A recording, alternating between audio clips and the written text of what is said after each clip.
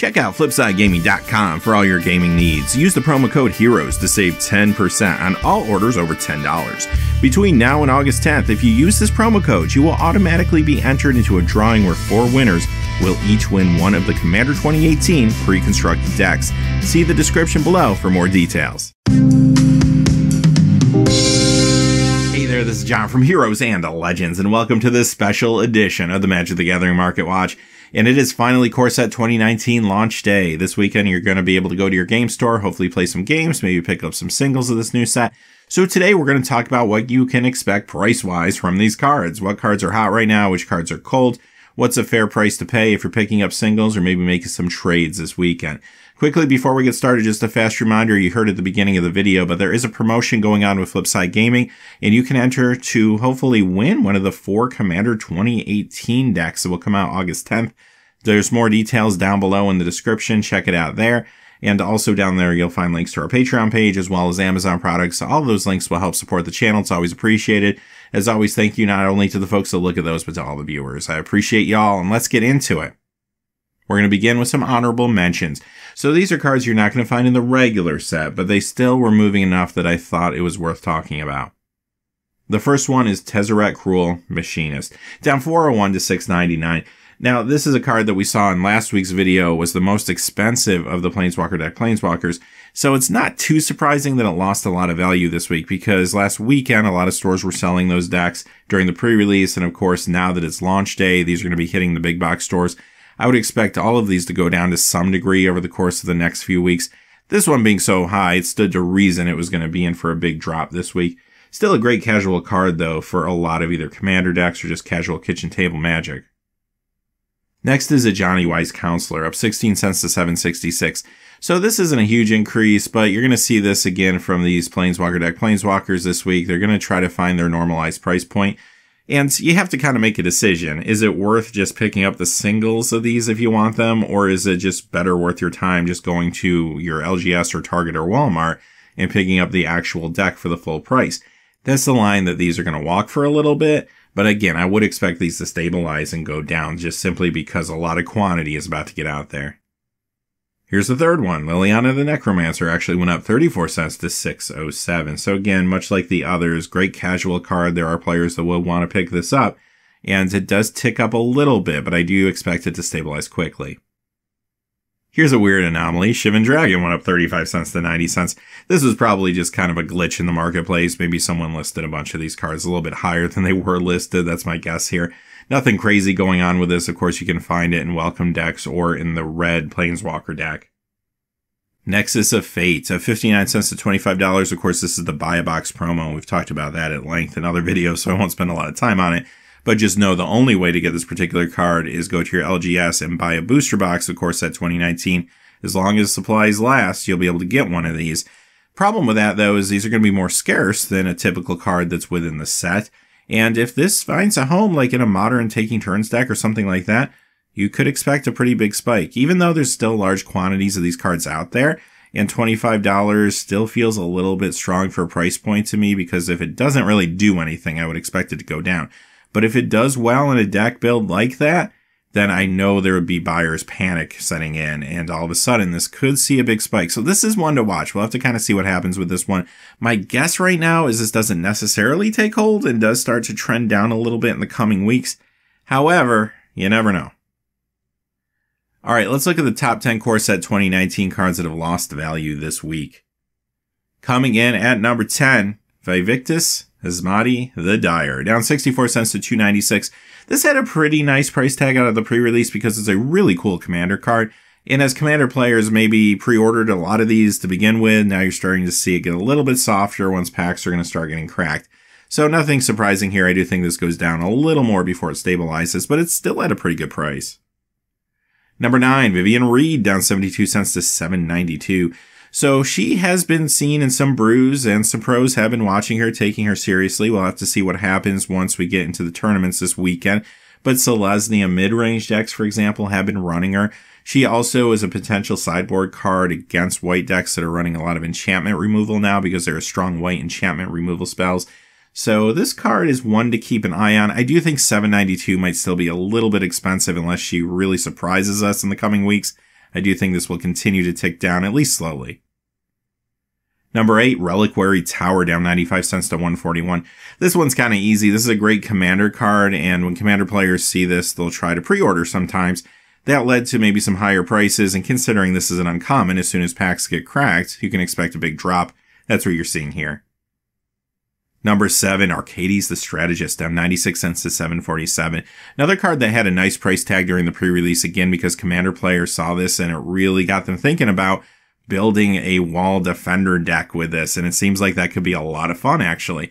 So a lot of pre-orders went out, and now that we're getting to the point where packs are being cracked, more of an abundance of these will get out there, so the card softened up a little bit. I do think this could stabilize maybe for a short period of time, but then start to decline as, again, more inventory gets out there.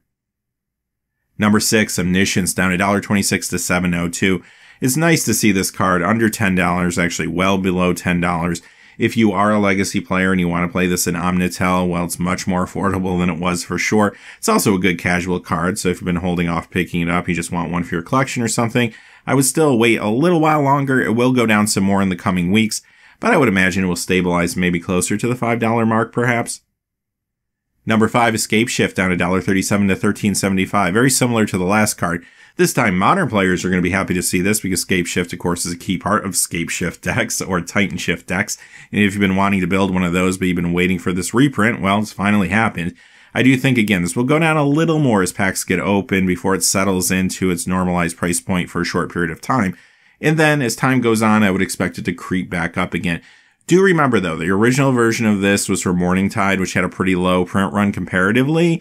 So that's part of the reason the card was as inflated as it was. Number 4 is Resplendent Angel, down $1.59 to $17.75. I have seen some brewers playing with this card in Orzhov Life Gain decks, as well as some mid-range white decks. So I do think this will definitely see play in Week 1, Week 2 of the new standard. We'll have to see if it can maintain its position there as time goes on, but it feels like the raw power is here behind this card. Having said all of that, yes, it is going down a little bit this week. It still feels like a pretty high price point, honestly, around $18, $17, $18 still feels high to me for this card.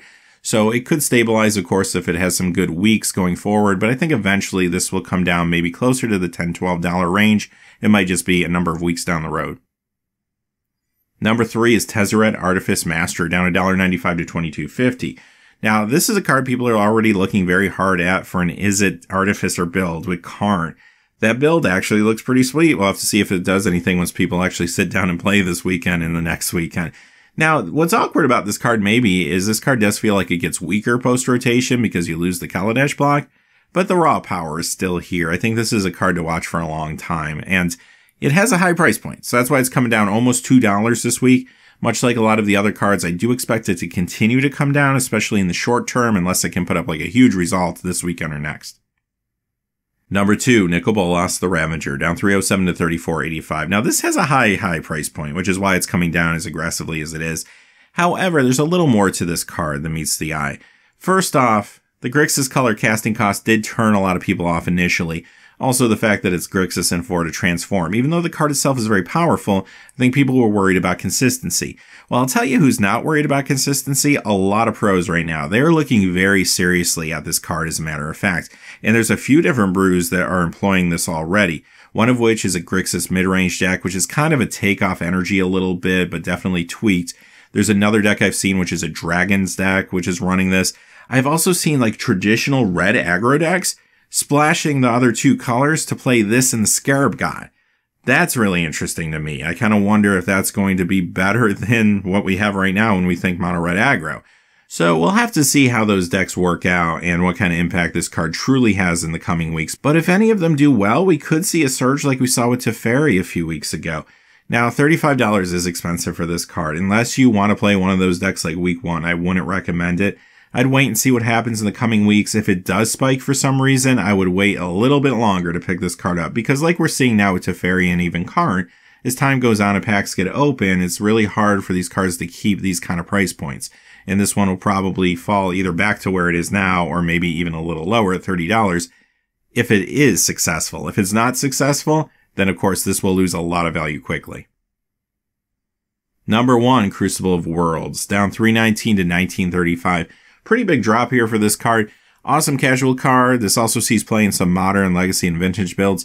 It just really needed a reprint for a long time. It's really awesome to see this under $20 for players that want this new version of the card. And I do think it goes down more, again, as more packs get cracked. Alright, let's move on to the top 5 core set 2019 cards that have gained value this week. And I'm only doing 5 because really, even 5 was a stretch. Once you get down to number 6, 7, and 8, we're truly talking pennies. And I mean literal 1-2 pennies. So let's see what's going on with number 5. It's Banefire, only up 4 cents to 68 cents. That doesn't really tell us anything, quite honestly. I mean, any card could have been going up 4 cents. I do think it's a good card, though, and I do think it will see standard play, definitely. But I don't know if this is a good indication of any of that. Graveyard Marshal coming in at number 4, only up 8 cents to 265, but I do think this is an indication that, again, a lot of serious players are looking hard at that mono black zombie deck. And there's another card from that deck coming up in just a moment. But a lot of people have been hoping that a mono black deck could be successful for a while. We got close in the last meta, but this time with the zombie build, it might just happen. We'll have to wait and see, but this one ticks up a little. Number 3, Demanding Dragon, only up 9 cents to $1.32, so much like these other cards, not a huge indicator of anything. But I have seen some people trying to work this into Dragon builds for standard. We'll have to kind of wait and see. I do think with the number of good 4 and 5 drops that are out there currently, like Glorybringer, this could have a hard time cementing itself in standard. Maybe post-rotation it could do more. Number 2 is Ajani, Adversary of Tyrants, up 89 cents to $13.78. Now, Ajani is another one of those cards that a lot of people looked at and said, well, it's so dependent on creatures. I don't know if that really feels good for standard. But again, a lot of people are definitely trying to brew with this and are, at least at this point, feeling pretty good about it. And you know what? The forecasting costs 4 loyalty, and if you put this in the right shell, I think it's still a very, very powerful card for standard. So what is the right deck with this? Well, I've seen this in the mid-range Selesnya builds. I've also seen it in some of the Black-White Knights builds. So I do think this will have an impact on week 1, week 2 of the format, no doubt. This is one of those cards that might creep up a little bit because it was underestimated, at least for the short term. Number 1, Liliana Untouched by Death, up $1.44 to $11.82. Another card that was a little overlooked during the pre-release time. I think a lot of people saw this card and thought, well, zombies won't be a thing in standard, so here's a card for all you casual players that like Zombie Tribal. And those players were happy and tried to pick this card up. However, now, again, you're seeing a lot of prominent pros looking at this mono black zombie deck and taking it extremely seriously. So now you're seeing a price jump very quickly, which leads me to believe there's a lot of people planning on playing this week 1, week 2 of the format. We'll have to see how it does, but there is a chance that this card could go up quickly soon, maybe get up to the $20 to $30 mark if that deck is successful. Again, at least for the short term. Alright, with that being said, that's a look at the core set right now and what's happening with the prices. We're going to be back tomorrow with our regular edition of the Market Watch, where we look at everything else outside the core set. But until then, hey, thanks for watching. Please remember to like and subscribe, and have a great day. Hey, thanks for watching. This video is made possible by the generous support of viewers like you on Patreon. Check out the description below for links to our Patreon page as well as our Amazon affiliate store, where a small percentage of all sales will also help support the channel. Finally, if you haven't had a chance yet to subscribe, hit that subscribe button so you don't miss any new videos on Heroes and Legends. Talk to you again soon, and have a great day.